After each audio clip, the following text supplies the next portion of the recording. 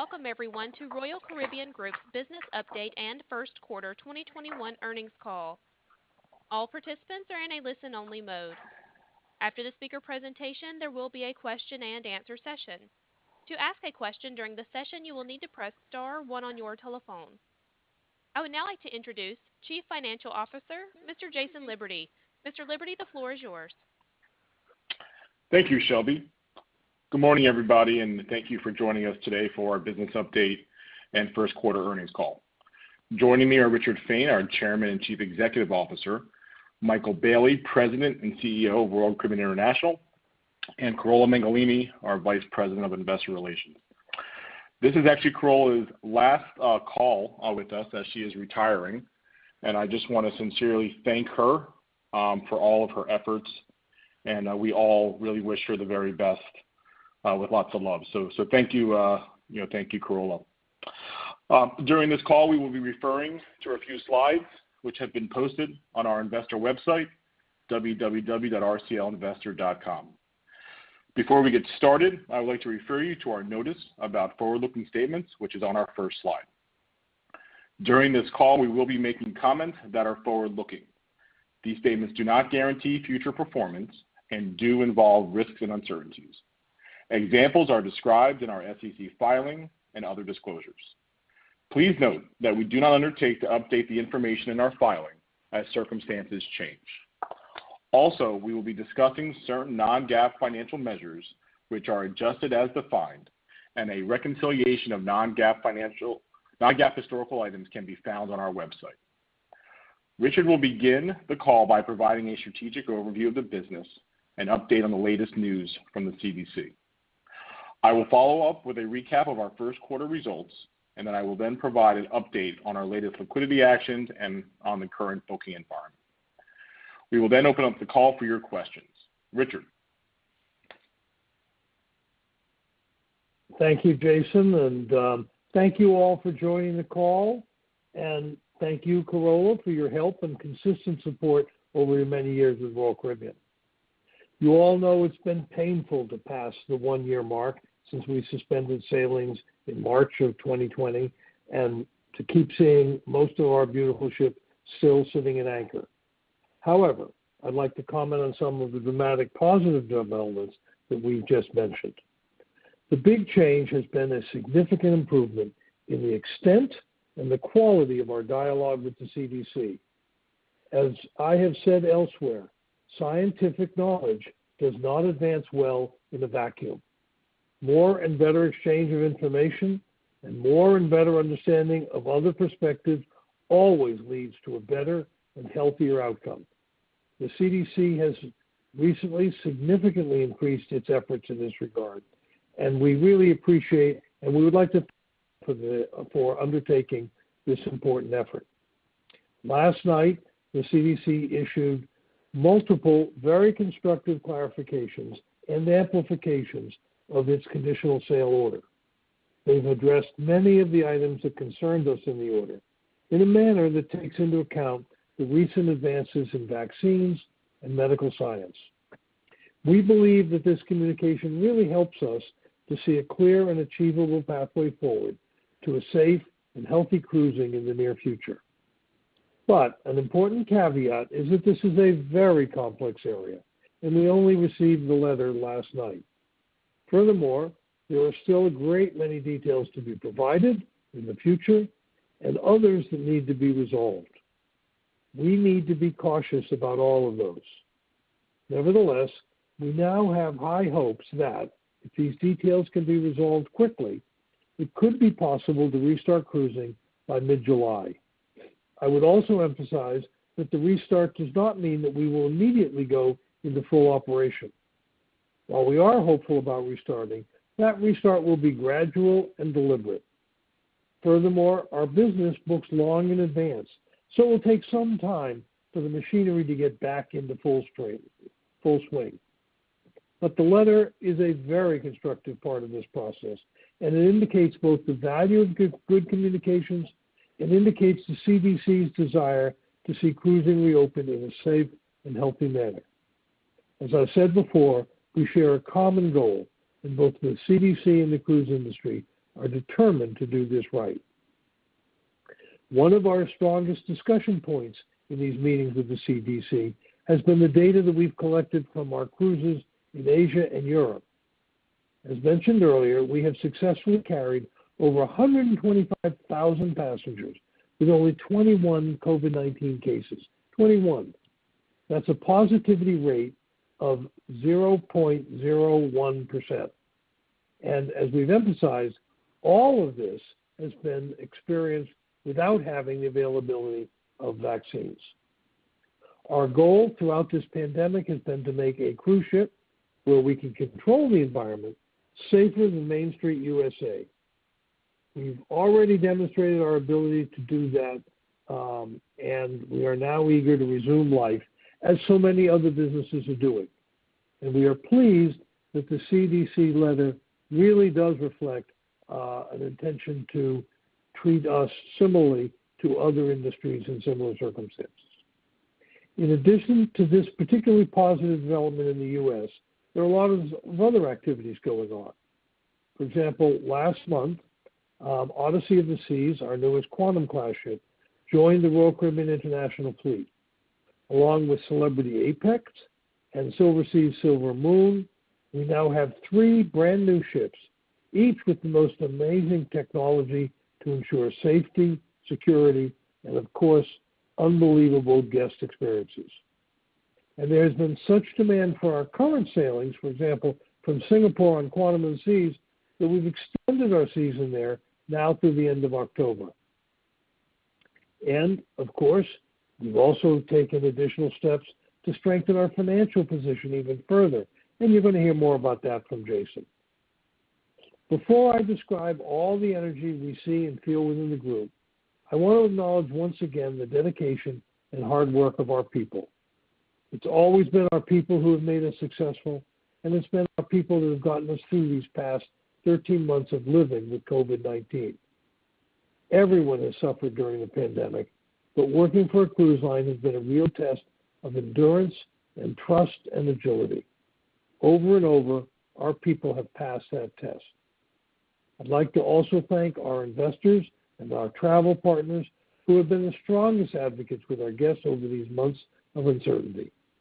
We are also grateful for their commitment to work. We are always grateful for their commitment to work with us. While a lot of what we're doing right now is directed to a healthy return to service, we're also focusing on how we can strengthen our position in other areas, including on ESG, environmental, social, and governmental responsibility. Of course, this focus isn't new for us.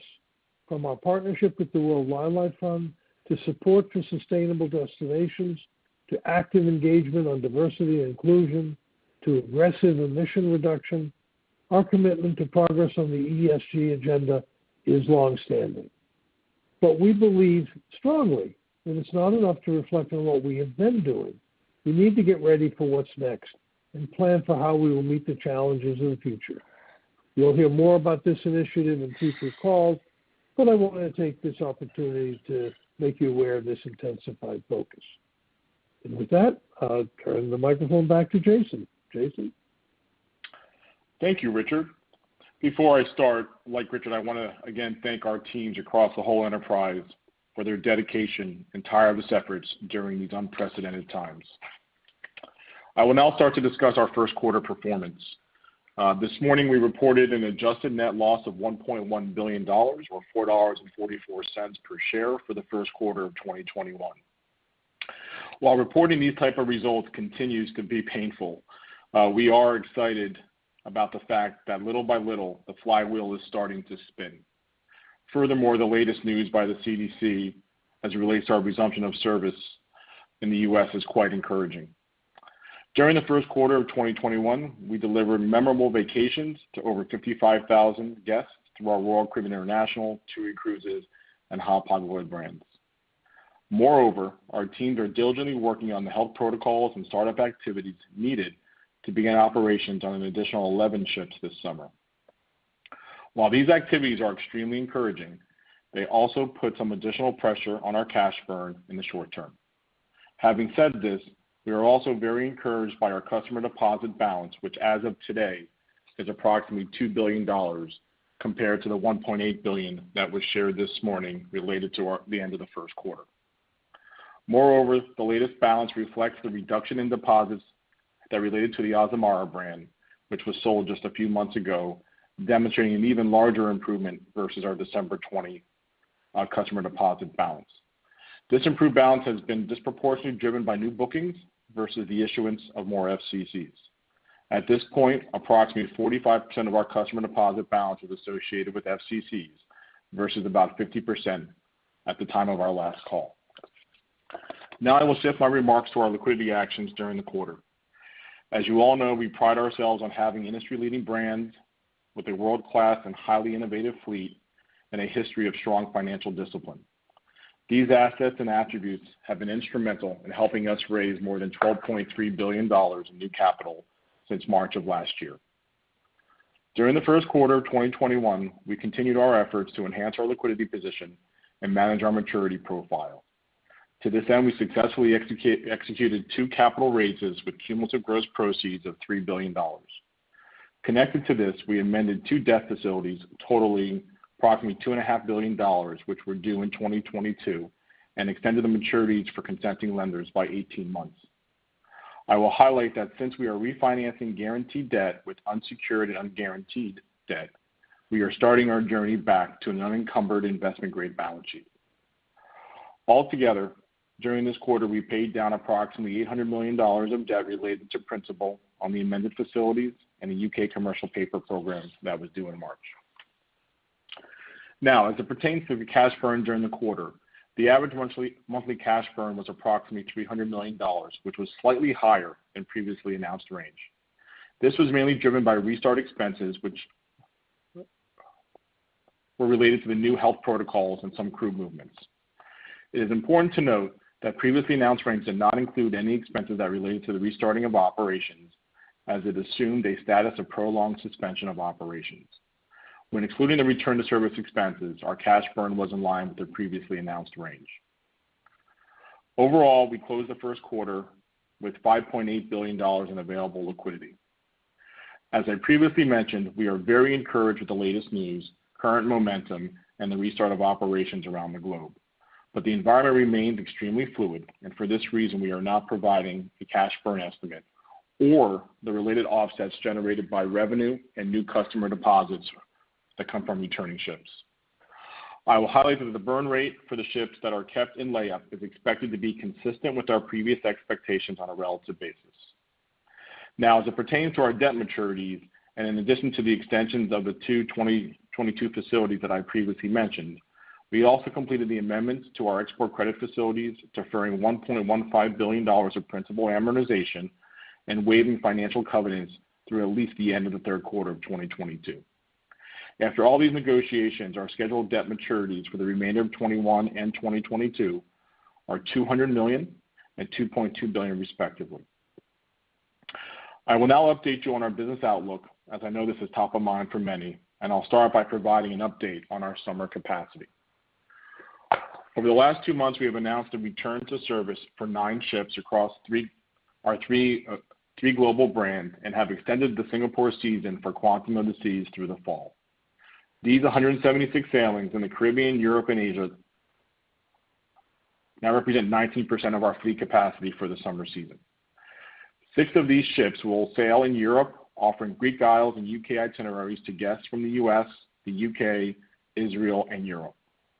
These guests will have the opportunity to experience our 3 newest ships, Odyssey of the Seas, Celebrity Apex, and the Silver Moon, for the first time ever. In addition, 3 ships will cater to the US market, offering Caribbean itineraries departing from Nassau, St. Martin, and Bermuda. Many of these sailings will call on our amazing private island, Perfect Day at Coco Cay. On top of these, Quantum of the Seas will continue to offer cruises from Singapore for the local market. Now, regarding TUI Cruises, our JV, they have announced 2 additional ships sailing this summer, in addition to 3 vessels that have been operating out of the Canary Islands since this past November. We look forward to announcing the return of additional ships soonest and remain committed to a safe, thoughtful, and financially sensible resumption of cruising across the entire fleet. Now I will provide an update on our bookings. When we opened the first set of sailings for Quantum of the Seas in October of 2020, we immediately saw the pent-up demand for cruising in Singapore. Because of this, we hoped and expected that the same would be true in other markets, and these expectations were confirmed when we launched our new deployment. We have been very pleased with booking levels and pricing for sailings in both Europe and the Caribbean, and as a result, our load factors and revenues are building up nicely. After less than 3 weeks of sales for most ships, we already have about 30% of our expected revenue booked for June through September sailings. We expect to start our initial operations with lower load factors and ramp up gradually over time. On our last earnings call, I shared that we received 30% more bookings in January when compared to November and December. Despite anemic sales and marketing activities, demand continued to accelerate, and new bookings in March exceeded January and February levels by approximately 80%. In addition to new bookings, guests continue to utilize FCCs and take advantage of the lift and shift program. Now, overall, the booking activity for the second half of 2021 is in line with our anticipated resumption of cruising, and pricing on these bookings is higher than 2019, both including and excluding the dilutive impact of future cruise credits. Regarding 2022 sailings, it is still early in the booking window to provide too much detail, but I will share that our book load factors for the first half of 2022 remains within historical ranges, and pricing on booked business is up nicely versus 2019, when including the dilutionary impact of FCCs as well. While a portion of this improvement is related to our new ships, pricing is also up for the existing fleet. I will close by saying that we are prepared and eager for the flywheel to start turning again. We feel very optimistic about our future and are thrilled to see more and more guests around the globe enjoying incredible vacations on board our ships. With that, I will ask Shelby to open up the call for a question and answer session. As a reminder, if you would like to ask a question, please press star followed by the number 1 on your telephone keypad. We do ask that you limit yourself to one question and one follow-up. We'll pause for just a moment to compile the Q&A roster. Your first question is from Robin Farley of UBS. Great, thank you. I have a question about the restart. Obviously, great news. Just trying to understand, does it look different times so that you can go forward ship, and then there's a separate timeline for restarting with a ship that allows non-vaccinated passengers out of the U.S. It seems that way, but I just want to kind of get clarification on that. And then just as my follow-up would be on the return to service expenses versus just typical layup, how much if we think about per month layup cost per ship, and then what is that with restart costs for maybe that sort of monthly 3 months, say, heading into restart, what the difference is in layup versus layup and restart. Thank you. So Robin, on the first question, which I'm sure is an amazing question, I don't think we got most of it. It broke up about 50% of it. So we actually didn't hear what you asked. I'll just comment real quick as it relates to on the cost side, and then you can re-ask the first part of your question. We really have tuned in our layup costs, and of course we've kept our ships generally in a warm state, so that as we restarted our ships, we would be able to do that expeditiously and at a reasonable cost. But as it relates to the return to service as we ramp the ships back up, those costs are still kind of very fluid, which is why we're not guiding on them, as we need to take into consideration testing and crew movement and vaccinations and maybe other things that might be part of that equation that might be different itinerary by itinerary. So we're not yet ready to kind of guide on that. What I would tell you is we are being very we're very focused to make sure that as we're spending, that we're being very thoughtful about it. And of course, at the same time, as we're launching these ships, we're also getting the revenues and customer deposits that are associated with that. So I'll just pause there and let you ask the first part of your question so we can hear it and hopefully give you a thoughtful answer. Great. Well, hopefully you can hear me a little bit better. On the first question, I just wanted to understand, obviously very good news overnight.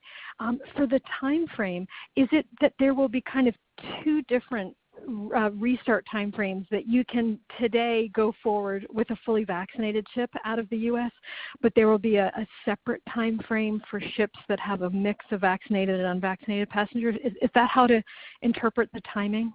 Thanks. Hi, Robin. It's Michael. As Richard commented, we received these modifications and commentary late yesterday evening, and we've got some calls to the CDC to clarify some of the comments and what have you. But fundamentally, yes, you're correct. There'll be really two pathways. One pathway for vaccinated crew and largely vaccinated guests that meet the threshold that they've defined, and that would mean that there wouldn't be a requirement for a simulated voyage, etc., and there would be a different expectation on protocols and planning. So it's a faster route, and then for ships that wouldn't meet that threshold for whatever reason, there would be a different timeline and a different set of protocols and requirements. So fundamentally, there's two pathways. It's not that simple, but that's a way of simplifying. Yeah, and Robin, I think we need to make clear that re-emphasize, as Michael just did, there's still a lot of uncertainty about this. And I don't think you should think of these as two completely divergent processes. Obviously, just as there are in other areas in society, you treat people who have been vaccinated different than situations where you don't have vaccinations. But what is nice about this is that there are, in effect, both are viable pathways under the CDC letter that we got. And I think just to add to that, I think the acknowledgement that the vaccines are really transformational is very exceedingly helpful. I mean, something we all knew was coming, but it's very positive. Yep. Okay, great. Thank you very much. Thanks, Robin. Your next question is from Steve Wazinski of Stifel. Yeah, hey guys, good morning. So my first question is going to be a bunch of CDC questions that hopefully, I don't know if you're going to be able to answer, you won't be able to, but it's a three-part question, so prepare yourself for some fun here. When you look at the mandates that have been laid out, I mean, calling for 98% of crew and 95% of passengers to be vaccinated. The first question is, do you think getting to those thresholds will be, easy to achieve? The second part of that is going to be, the kid component. How are kids accounted for under those percentages? And if I'm reading that right, it seems like getting kids on board might be difficult during the CSO timeframe. And then the third part of this is, do you think the CDC's cautionary travel outlook for the Bahamas could cause some panic with your potential customer base? Hi, Steve. So on the 98%, 95% mandate or guideline, and remember it's a guideline, so you can meet that threshold and you don't have to meet that threshold, and there's different pathway. We know from surveys of our customers who've been booking since January that over 80% of our customers have already told us they're either vaccinated or will be vaccinated when they cruise. So that's since January. So there's an overwhelming, certainly for our customer base, people are just saying, I'm getting vaccinated. And as you skew older, the percentage increases quite significantly, mainly because, of course, when the vaccination started, it started with the older age group first, et cetera, et cetera. For the crew, interestingly, every year we don't mandate flu vaccines for our crew members, and we've been doing that for many, many years. And the crew, typically the vaccination rate of our crew members for flu is around the mid-90%. They just voluntarily take the vaccine. We surveyed our crew some months ago, and we stay in touch with the crew through surveys and various forms of communication. And in the survey that we sent out, I'm going to say it was at the end of last year or the beginning of this year, we asked our crew members, first of all, have you been vaccinated? Are you getting vaccinated? And will you get vaccinated? And we had a over 98% positive response from our crew saying, yeah, we're going to get vaccinated. So I think, there's I think it's somewhat a natural event. The crew are used to getting vaccinated for flu, and they're certainly willing to get vaccinated for COVID. We do understand for health or religious reasons or belief reasons that some people won't want to, and that's been in place for many years in terms of how we vaccinate for flu. On the kids, I think we obviously take a look at our kid count, kid population, and what have you.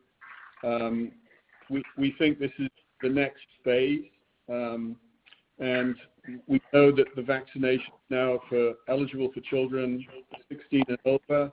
We've been told that in the coming weeks and months that age limit will likely drop to 12, and we're encouraged by that.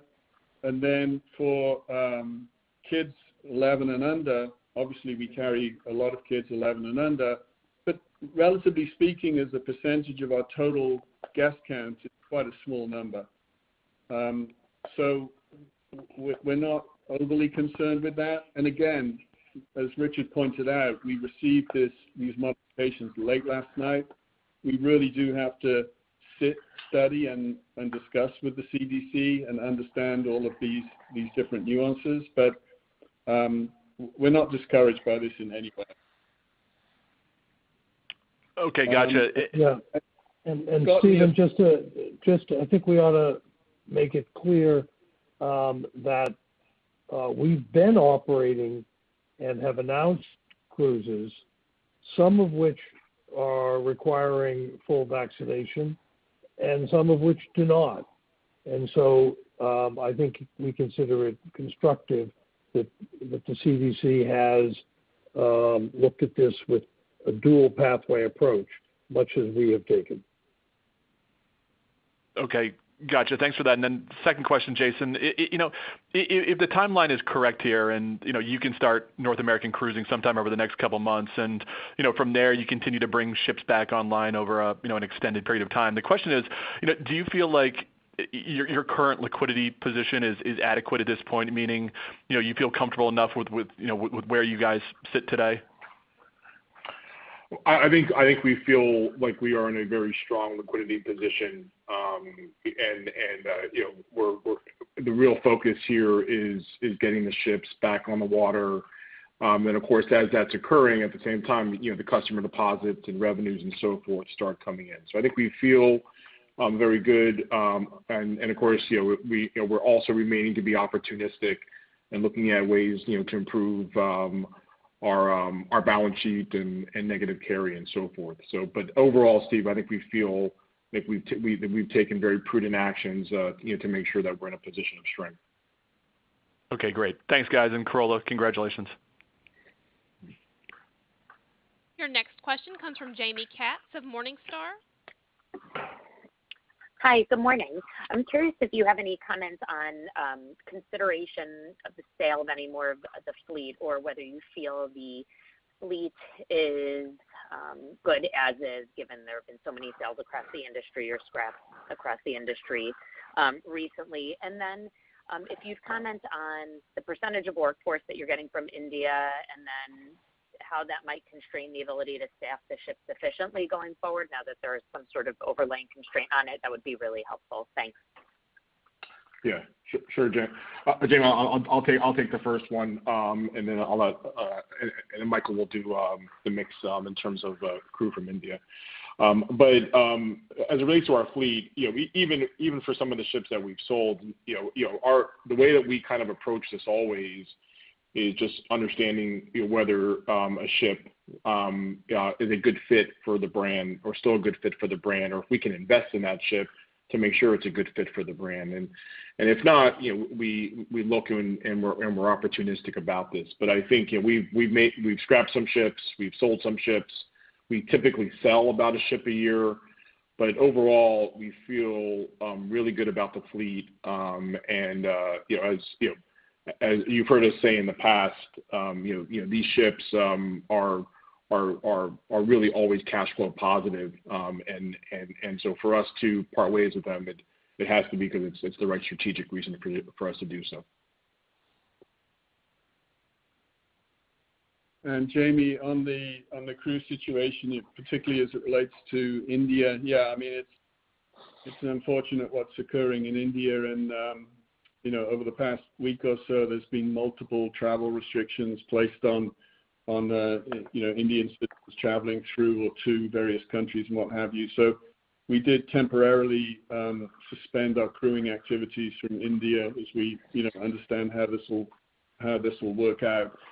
The beauty, of course, of our crewing model is that almost from the very beginning, we've crewed from literally over 100 countries around the world. Obviously, some countries like India have significant volume of employees who come from India, but we have large populations that come from many other countries around the world. So we're obviously super sympathetic about what's happening in India because we do have many loyal employees who've been with us for many, many years. But obviously we're pretty confident this will work out in the coming months. And, we have the ability to crew and change our crewing based upon all of these circumstances. So discouraging what's occurring in India, but our model is very robust. So we're encouraged by the model that we have. Thank you. Thank you. Your next question is from Brandt Montour of JP Morgan. Good morning, everyone. Thanks for taking my questions, and obviously, yes, all positive news today. Back on the one more on the CDC, if I may. With the CSO still in place, outside of what we've talked about so far, the vaccination-specific bogey, what was the biggest change? What were the biggest changes overnight for you, and does this change your best guess for the ultimate capacity you think you'll have sailing at the end of this summer versus, say, what you thought 24 hours ago? Hi, Brent. As Richard commented in his opening statement, what really, first of all, we've been in very constructive dialogue with the CDC over the past few weeks and beyond the CDC with an intergovernmental agency group that was representing many different departments of the government. And I think that dialogue allowed the industry to talk realistically about many of the elements of the CSO that were just, unrealistic or unable to be executed the way they're crafted. What we saw last night was very encouraging because it wasn't one or two things. It was multiple additions and corrections to many of the elements of the existing CSO that were really challenging and very, very difficult, particularly as it relates to what's occurring with vaccines. So I think the mood of Royal Caribbean last night and late into the night, and then just speaking also to some of our industry colleagues, was simply positive that all of this dialogue that was constructive had resulted in clearly being heard. And so I wouldn't say there's any one thing. There's just many, many things. But certainly the vaccines are the major foundational game-changing element of this. Thank you, Brent. Okay, that's helpful. Just a quick follow-up on sort of how you're thinking about occupancy and load. Jason, you mentioned that sort of bookings and to date for the summer sailings are around sort of maybe 30% of expected revenue. Is that's just to clarify, that's not of what your total capacity would be on those sailings. That's just of what your target load would be, and then sort of a second part of that would be, sort of what do you think the range of that target is for these are vaccination sailings? So reconcile that with what you're doing in Singapore on non-vaccination sailings, and that's it for me. Yeah, well, it is, or the statement was really relating to what we expected it to be, and of course, most of these sailings, we've negotiated, or we've had conversations in terms of what those load factors would start off being, and so we've been very kind of thoughtful about what our expectations are going to be, whether we're turning in the Bahamas or whether we're turning in Israel and so forth. So I think obviously we saw a lot of encouraging news here from the CDC, but the sailings in which we've announced are really for sailings that take place outside of U.S. home ports. But all that, this is as Michael and Richard were talking about, this is a evolving story, and if as long as we can continue to believe that we can operate in a safe manner, making sure our guests have an incredible experience, and we can do that in a way that is improving our financial position. Those are the kind of three guiding lights that are guiding our day-to-day decisions. Excellent. Thanks, everyone. Yeah, thanks, Ron. Your next question is from Stephen Grambling of Goldman Sachs.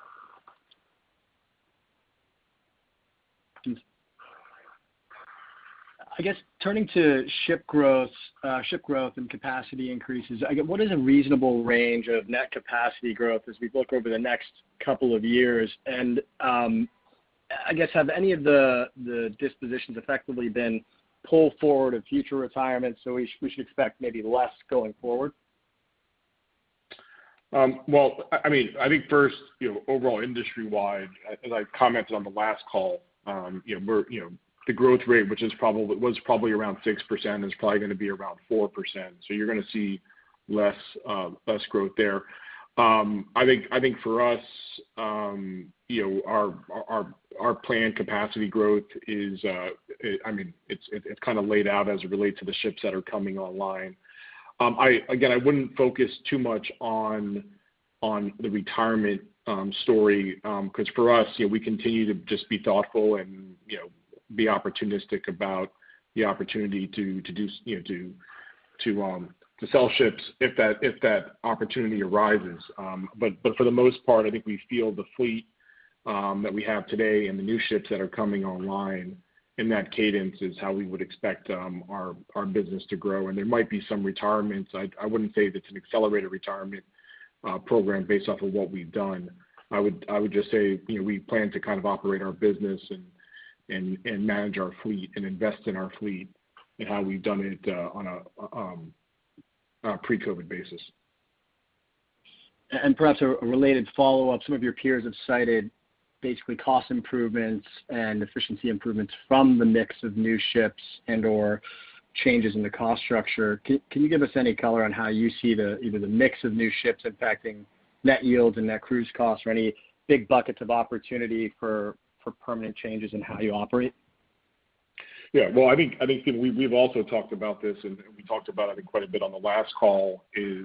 So obviously as the new capacity comes on, they are more efficient, especially on a fuel standpoint, and they also generate a much higher yield profile because of the inventory mix and the onboard revenue opportunities that come along with our new capacity. But during this time, we have looked at our cost structure. We have taken action on our cost structure to ensure that as we come out of this, I think I used the term in our wedding weight. And so we've identified and we've implemented and we are implementing several cost actions in order to improve our margins. And then also I would just add, at the same time, we want to make sure that the guest experience is protected, the employee experience is protected. And so a lot of this comes through with automation and us just coordinating better enterprise-wide to make better margin decisions. Just one quick follow-up on that. I guess between the vaccine-only type cruises and then those that are more open, are you seeing any differences in the cost structure between those two as we think about this kind of dual approach potentially from the CDC?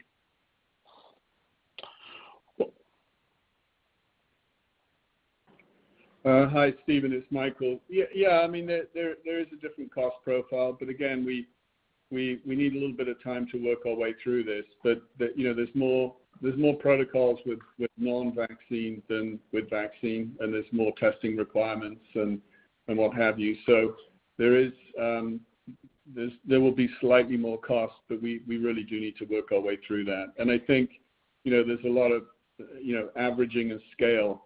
So the great news is our teams are now sitting down and we're looking at all of this and trying to understand it and plan. So I think we'll have more clarity in the coming days and weeks. Great. Thanks so much. Thank you. Thanks. Your next question is from Paul Golding of Macquarie. Thanks so much for the question. I was wondering, I saw that for 2021 you cited a 75% new booking rate as opposed to 25% FCCs. And I guess I was wondering if there was something, I don't know if you've given a 22 mix number, but is there something structural there in the near to medium term around marketing? You're able to maybe take some savings there as demand seems to be strong despite low levels of marketing. And then my second question is around Caribbean home port versus U.S. home port. I was wondering if there was anything structural about, if for whatever reason you decided this season wasn't the one for a robust U.S. home port setup. Are there savings or are there structural costs that outpace what a U.S. home port itinerary mix would look like? Thanks. Yeah. So on the first one, as it relates to the bookings that are coming in, the profile of new bookings versus the application of FCCs is really kind of a broader commentary around the bookings that we've been taking on. So 2022, we see a very similar profile where that around that percentage is also for new bookings versus the application. Again, it's really early days. I think to try to kind of pace those type of stats will result in some type of sales and marketing savings. Time will tell. What's clear to us is there's really strong demand and really some activity on the marketing side is able to generate that demand, which is I think very encouraging for us overall. And then I think on the cost side, as it relates to turning in different ports around the world, there's always different port fees. Vaccinations, testing, and so forth can all kind of play in the mix of it. But I think for the most part, it's not really a cost differential. I think it's more about our ability to get our passengers to those locations, turn at those locations, and then deliver world-class vacation experiences. Great. Thanks so much. Hey, Paul, just one comment on sales and marketing. We were always internally debating what was going to happen with Wave in 21, understanding we wouldn't really obviously have a Wave as we historically are used to having a Wave. And normally Wave starts sometime into the second or so week of January and then runs through February, peaking and then dropping off in March. And we certainly didn't get a Wave this year. But then in March of this year, we had a really strong March, and so we looked at the volume of bookings that came in March of this year, and we compared it with Wave in 19, which was our last real Wave period, and our bookings in March of this year equaled our peak Wave month in 19. So that was quite an amazing number. So we started to see Wave coming in March instead of January, and certainly the volume was impressive. But the point of this is that, ironically, our marketing and sales investment during that month was way below what we invested in 19. So, I mean, it's an interesting fact that we had so much demand with very little investment, which I think speaks to what we're seeing and believe is occurring in the market with pent-up demand. I mean, we know that we've been told that the savings rate in the U.S. for the U.S. consumers increased by $2.5 trillion, the credit card debt's down by $100 billion, and our surveys tell us that the consumer is increasingly optimistic about the future, that the worst is behind them, that they are going to go on a vacation. And so I think, that one statistic for March, we interpret as incredibly positive and speaks about what we think is going to be one amazing pent-up demand that's going to be, is going to be unleashed, particularly for 22. Thanks for the color. That was my point or my question around that, is that it seems like the consumer is seeking out the experience, and so I wondered if there was some medium-term efficiency there. But I appreciate the color on the volumes, on the booking volumes. Thanks so much. Thank you, Paul. Your next question is from Greg Badishkanian of Wolfe Research. Hey guys, it's actually Fred Whiteman on for Greg. I just wanted to follow up on Michael's comments just now on the bookings in March. Totally get that it's sequentially stronger than January, February, and the 2019 commentary was super helpful. Have you seen a change in the skew about where those bookings are taking place as far as 21 versus 22 more recently, just given some of the improving dialogues with the CDC? And what do you think that means for the prospects of a potential July restart here domestically? Well, over the past few weeks, we've introduced multiple products, home porting outside of the U.S. and the Caribbean, which we've spoken about, and the demand for those products has been quite robust. I mean, we're quite pleased with the demand that we've seen for those products. Certainly, we see things moving into 22, which is natural. We're heading into June, and June traditionally is the month where bookings tend to heavily skew more towards the next year rather than the current year, and then that's certainly holding true from what we're seeing. Yeah, and I think just to add a couple comments to it. As we commented a little bit earlier, obviously the booking activity is skewing a little bit older, and which you would expect because of the vaccination comments in terms of the percentage of our guests that say they've either have been vaccinated or they plan on getting vaccinated. 2022, especially out of the North American markets, the UK markets, and so forth, look actually pretty similar to what you would see in a typical year. While the 2021 bookings obviously more recently have gravitated to the sailings that we have announced out of the Bahamas and Israel and so forth. So it's I think it's very clear, as Michael said, people are thinking that the worst is behind. There's a lot of these different statistics as it relates to credit card debt and savings and people's propensity to get back out there and vacation. And I think 2022 so far looks like it's behaving like we saw pre-COVID. That's helpful. And the release sort of teases the prospect of a return to Alaska this year. I'm wondering if you could just touch on the mechanics for that, how realistic that might be, and then what the next steps or clarifications that you might need to hear to make that happen would be. Yeah. So that's a slightly complex one, specifically with respect to Alaska, because, of course, Canada has put in place a stop until throughout the season.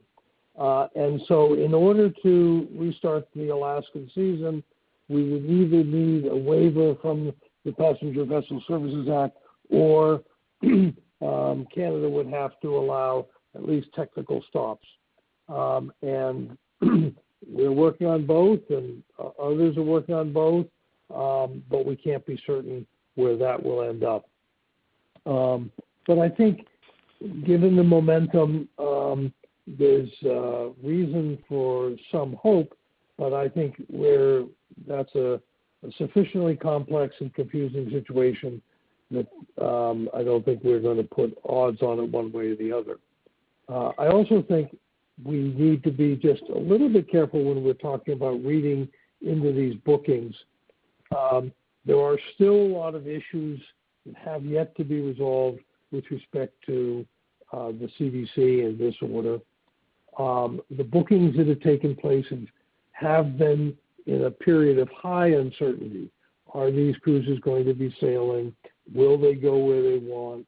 What will be the protocol? So there's a lot of uncertainty. And while we try and read a lot into it, and the one thing that I think we're feeling comfortable about is that there is a lot of pent-up demand, there's too many fluid factors, I think, to read too much into some of the specifics of what does this particularly mean for particularly 22. I think it's all terribly encouraging for 23, and it's very encouraging for 22. But the specifics of each of these is going to be difficult to read into until things calm down and there's much more certainty about where it's leading to.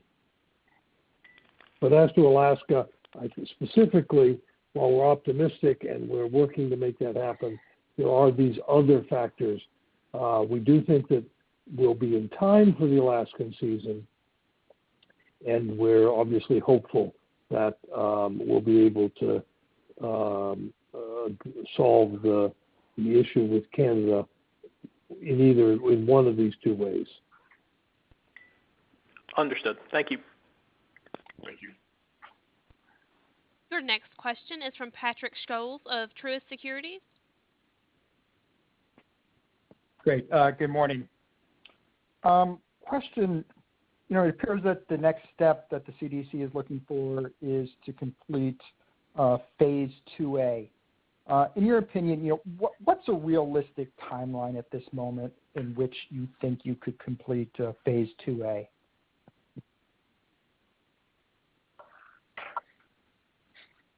Hi, Patrick. I can't give you like a weeks or how many weeks and days. I think again, as we understood and interpret what we received last night, if you're planning on a highly vaccinated cruise, there will be no requirement for a simulated voyage, and the previous 30-day notification and process for simulation, and then the subsequent 60-day for notification and the process for your first actual revenue sailing has effectively been removed. And so a highly vaccinated cruise can literally, as soon as you have your port plan ready and everything lined up, you can submit your request to cruise, and they will try their best to get you a response within 5 days. So you can see that the timeline and the process has improved quite significantly. So I think there's the process of crewing the ship, obviously, and then the vaccination process. So I think the target that's been stated and that we've all been working towards is mid-July, and I think that after what we received last night is looking very realistic. But again, to Richard's, we've still got a lot to clarify. But I think this commitment to mid-July is looking very realistic based upon what we saw last night. Okay, very good. Thank you. Thank you. All right. Final Shelby, we have time. Yeah, final question. Yep, that'd be great. Your final question is from Vince Cefal of Cleveland Research. Hi, thanks for taking my question. I'm curious if there are some factors we should keep in mind that would make 2022 yield maybe not as comparable to 2019, just in light of pricing being ahead. It sounds good. You had mentioned that New capacity should maybe be a bit of a tailwind, but are there any offsets from a mix perspective or the itineraries that you might be running in 22 versus 19, or even getting back to those peak 107, 108% occupancy levels that might impact the comparability of the 2022 yields to 2019 yield? Hey Vince, I think it's really too early to kind of tell. I mean, structurally, the additional capacity, us, obviously getting rid of some of our older tonnage. A negative is the sale of Azamara, which is a higher yielding brand versus the average. But for the most part, I think it really kind of depends on how the business builds going into next year. As Michael said, really as we start getting here into the early part of the summer is really when 2022 really begins to build up. But there's not necessarily something structurally as a rate to the fleet or our deployment that's going to make a significant change on 2022. Got it. And as a follow-up, Richard mentioned the uncertainty and fluidity of the situation, and I think when you look at your deposits, they've been stable for a number of quarters at 1.8 billion, but still a ways away from that 3.4 they were at one point. So curious, what you think it takes for those to rebuild. It seems like that's a key part of helping to delever a bit as well, and if there's a path for that kind of in the second half of this year as confidence hopefully returns and the booking curve lengthens a bit. Yeah, I think first off, it's been stable now for several quarters. It's now building, and it's building because we're able to provide clarity on ships and deployments that are coming back up into service. And so I think the consumer is gaining confidence. But I think they're looking for us for clarity on exactly which ships are going to be coming up and when, so that they can plan and count on their vacation experience. And I think as obviously a lot of this is beginning to in terms of some of the barriers are beginning to evaporate, that confidence is building, and hopefully soon we move back to those levels on a customer deposit standpoint. Thanks. So thanks, Vince. Thank you all for your assistance today, Shelby, with the call, and we thank you all for your participation and interest in the company. Corolla will be available all day today for any follow-up questions you might have, and as always, we wish everybody a great day, and please stay healthy.